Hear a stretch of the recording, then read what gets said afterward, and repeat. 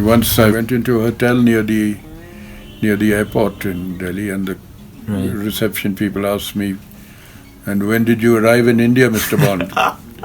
And I said, 19th May 1934, by stock.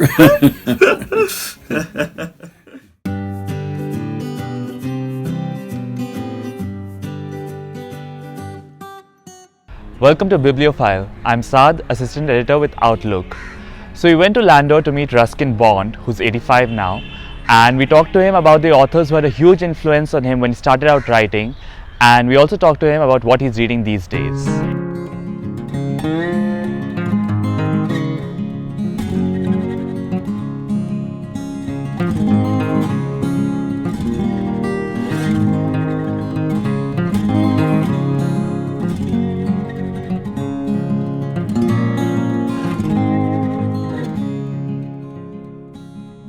Hi, I'm Saad from Outlook, and we are talking to Mr. Ruskin Bond. You've talked about Charles Dickens, Emily Bront, and Somerset Maugham being some of the writers who have influenced you. Yeah. But when you were starting out writing, like at that time, who were the people you looked up to work on your career? When I started writing, a writer who was well thought of then and who I enjoyed writing, whose writing I enjoyed, was William Saroyan, an American writer. Now, you don't hear much of him today, but he wrote in a very personal way, and his best-known works were The Daring Young Man on the Flying Trapeze, and The Human Comedy, and several others. They were short novels. I've always preferred the novella. Right. Also at that time I read a lot of Andre Gide, The Immoralist, and other works of his, and I would read the popular writers too. And I've always been quite a prolific reader, but I would never go for the obvious or the current bestseller. Somehow I would rather wait for it to be to see if it was still around after 5 years or more. And although I did read a lot of fiction as a boy, including the classics, I don't read much now in novels and fiction. Okay. I prefer reading biography, history, if it's in a readable, not too academic, and memoirs, and even crime fiction and detective stories. But serious novels, I sort of I find I'm plodding through them rather. So I guess it's just a question of taste changing over the years. Right. So what are you reading right now? Right now, I just finished reading a fat book on the French Revolution, and then I was reading a couple of recent anthologies of one was Locked Room Mysteries, and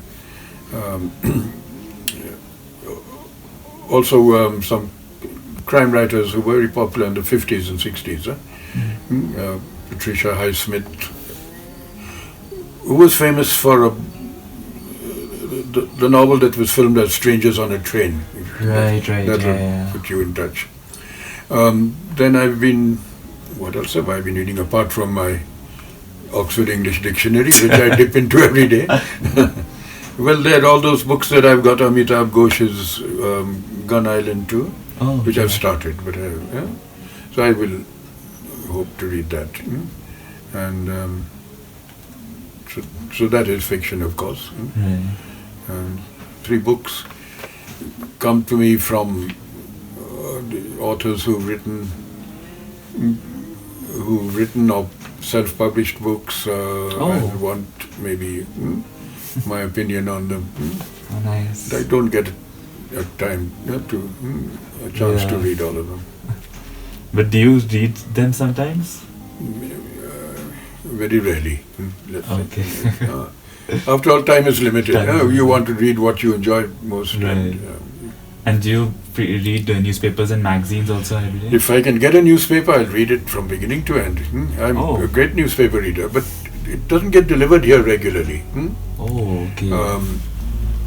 So if somebody goes to town, they'll bring me a paper. Right. And I remember last year when we went to Puri and Rakesh and Veena went into the temple. I wasn't allowed in, but because they're very strict there. Huh? Yeah. But so I waited outside in the car, and I had with me two newspapers. I remember one was the Statesman, and I think the other was the Telegraph.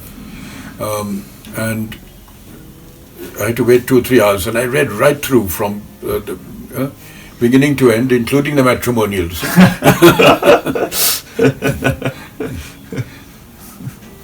So yeah, I enjoyed it. I even liked the comic strips. Right. You were a big fan of comics, like. Yeah, well, not a big fan, but I read everything. I mean, anything that comes my way. Sometimes even leaflets, advertising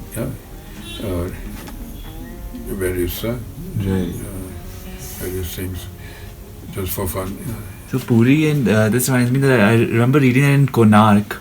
You were not. You were being charged the foreigner fee. Ah, right. Point, I was. Yeah. Yes, we went to Konark, and they charge as an entry fee twice as much from foreigners as from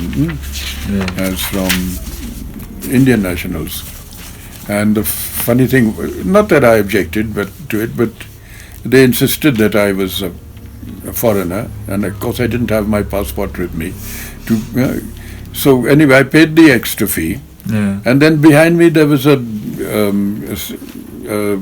Sikh gentleman who had with him his British passport, you see. But he was not charged as a foreigner, he was charged as a local. Right. So I just I made a joke about it. I mean, took it humorously, but so that sort of thing does happen occasionally. And once I went into a hotel near the airport in Delhi, and the reception people asked me, "And when did you arrive in India, Mr. Bond?" And I said, 19th May 1934, by stock. Oh, that's a lovely story. Someone with British ancestry who's lived before partition and who's lived now, what change do you see in, say, people's attitudes to you and how they interact with you? Well, I've always had, it's actually nothing very extraordinary in the change, because I was 12 at the time of independence, just a boy. So, so I more or less didn't find it very difficult to adapt to the changing India. I was still I was at school before and after independence, and so all these changes that happened gradually. Nothing too. I mean, the only dramatic events of partition and Gandhiji's assassination, and there were a lot of things happened, but otherwise, generally through the 50s and 60s, these apart from those occasional wars with Pakistan, they were periods of a certain degree of tranquility in the country. I made friends easily with boys in and out of school, and particularly at home in Dehradun. Whenever I'd come down from school, we lived in a fairly mixed mahalla, and my stepfather was a Punjabi too, so I was quite used to living in a more or less Indian household, as more of an Indian than an Anglo-Indian household, you could say, in a way.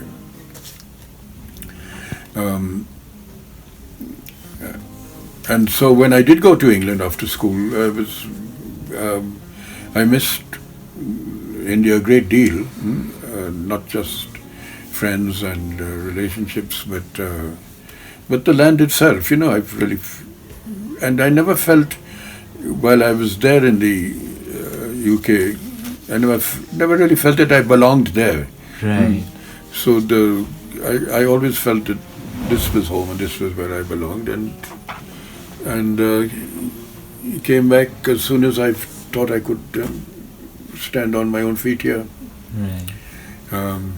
And make a go of it as a writer, which was a challenge then, because at that time it was not many people could make a living by freelancing or with books and writing. Right. We just didn't have the publishers. Right. In a way. And, So, although we had plenty of magazines and newspapers, Yeah. and that's what kept me going. right. It didn't pay much, but there was enough to get by on. Right. There was a little magazine in Madras called My Magazine of India, in what is now Chennai. Right. And I used to send them all my rejects, whatever came back from the weekly and other magazines. And they would publish them and send me 5 rupee money orders in those days. 5 rupees, I could see 3 films. So I never objected until one day they sent me a money order for 2 rupees 8 annas. Then I objected. I wrote a strong letter of saying, why have you reduced my fees? Yeah. And they wrote back and said, no, we haven't reduced your fees.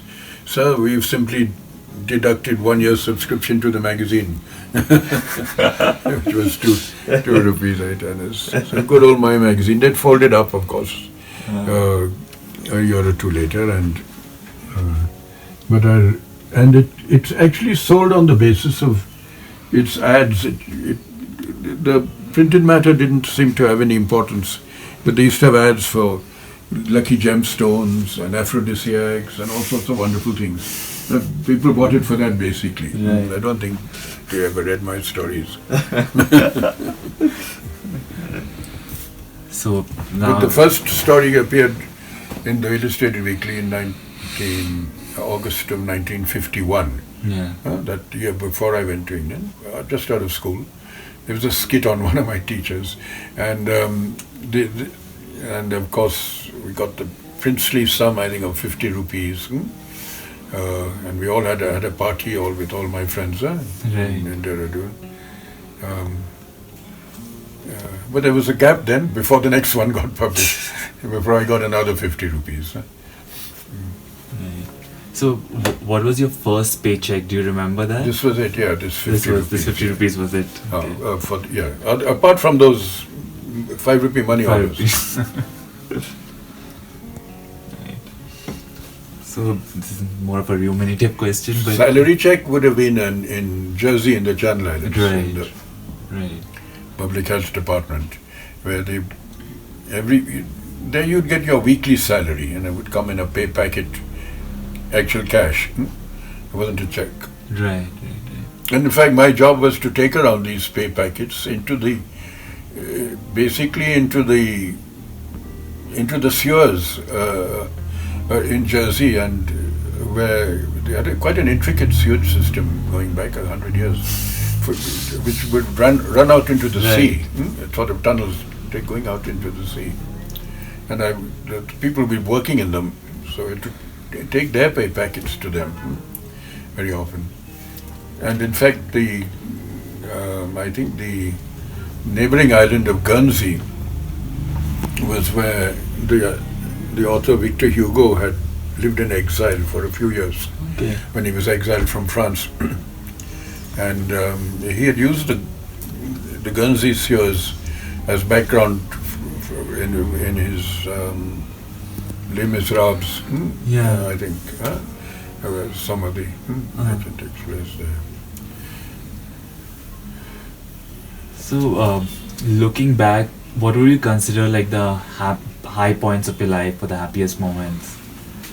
Happiest moment. Oh, there have been so many happy moments. A lot of happy moments. But the happiest, I don't know, happiest. trying to think of the happiest. But I can say it's been a happy life, more or less, because I don't have any regrets, any major regrets. If I had to live my life over again, I would do things more or less in the same way. Right. I might try to write better books or better stories, or maybe some relationships could have turned out better. But by and large, you could say I'm a writer without regrets. Right. And don't think in terms of happiness so much, but of contentment, or of feeling that I've done what I wanted to do. Right. And I'm lucky too. I've been very lucky in many ways, and in living the life I want to live, and the people close to me who I like most and loved. So no complaints. Right. And nowadays, as part of your daily routine, what's the thing that you really look forward to on a daily? Well, sitting in this chair with a good book. Well, just life in general is sort of is now goes at a very gentle pace, Right. except when we are rushing to catch a plane. Rakesh likes to get there at the last minute, and I'm a nervous traveler, so I'm usually ready 2 hours beforehand. Right. But now I'm getting wise. I think maybe I should make a little money myself too out of some of my manuscripts. So that's why and I thought a nice, beautiful violet would help. When I went to the bookshop, Right.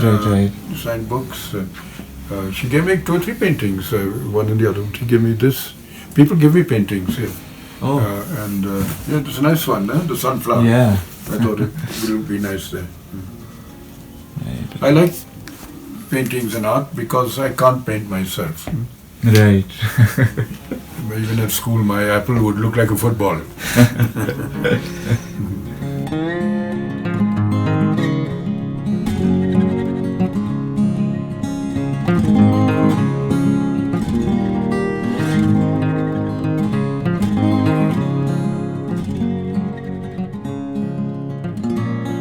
There's some older stuff here, but it does accumulate. Book contracts, then letters, and of course, very often clippings and manuscripts.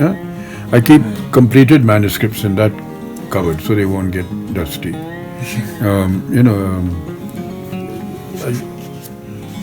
I used to send, of course, in the old days, typescripts, but now I just take a photocopy and send it. So I'll keep the original. Right. Sometimes I might send the original, but recently someone told me, keep your originals. Ruskin,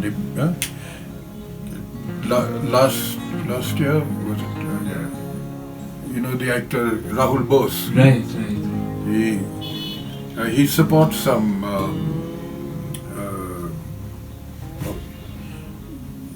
an organization to help poor children get educated Right. in Bombay. Yeah. And to raise money for that, he asked me if I'd give him one of my manuscripts Right. for auction.